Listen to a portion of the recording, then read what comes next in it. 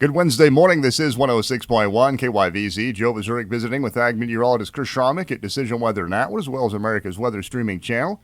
Chris, snow depths kind of vary across the high plains, but about 3 inches in Atwood.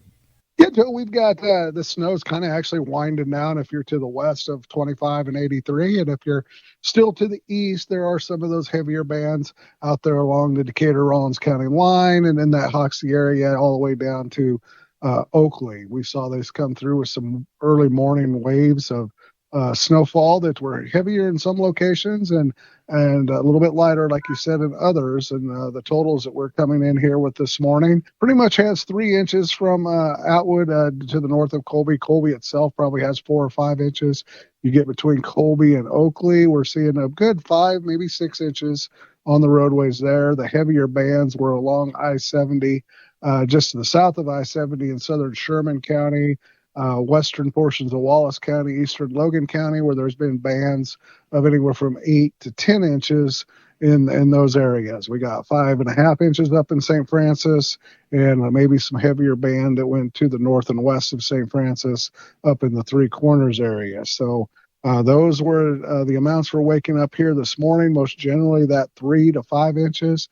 And then if you get in those 2 bands of heavier stuff in southern Sherman, Thomas, eastern Logan, western Wallace County, you got anywhere from 6 to 10 inches.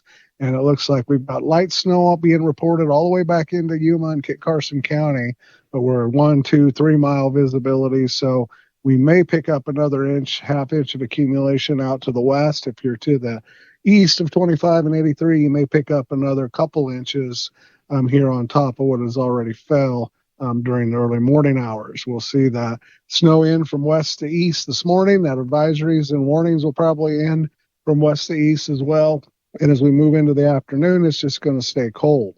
We're starting off here in the morning. There were temperatures of 1, 2 degrees out to the west. We got 4 here in Atwood, 3 in Colby, got 8 degrees up there in McCook and Norton, and it looks like we'll probably stay in those upper single digits and low teens this afternoon. Winds will continue to be light, blowing from a northeasterly direction, and when skies clear tonight, lows will drop below 0, around 5 below. Wind chills will go 15 to 20 below, and thus we've got a cold weather advisory for the overnight hours after 11 p.m. through mid-morning tomorrow, 9 a.m., where those wind chills and temperatures will be below 0. Tomorrow we'll see a slow warm-up with the sunshine. We'll get up there into that 20, 25-degree range. With the snow on the ground, that'll hold it back. Winds will turn to the south and become breezy tomorrow evening into Friday morning. Those winds could be gusting 30, 35, 40 miles per hour. That will blow the snow. We could see some redrifting and blowing back onto the roadways, so that's something to keep an eye on.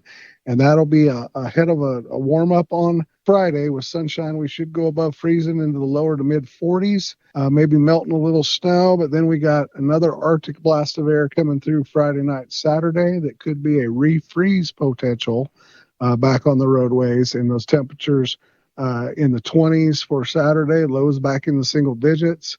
And we could see another inch or 2 of snow with that front as it comes through during the overnight early morning hours there on Friday night and Saturday morning. Sunday, we'll warm back up into that 30 to right around 30, heading into the upper 30s, low 40s for Monday. And that'll be ahead of another Arctic front that'll come through Monday night, Tuesday. This one looks like it'll have a little bit more moisture to work with. We could see snow totals in that 2, 3, 4, 5 inch range.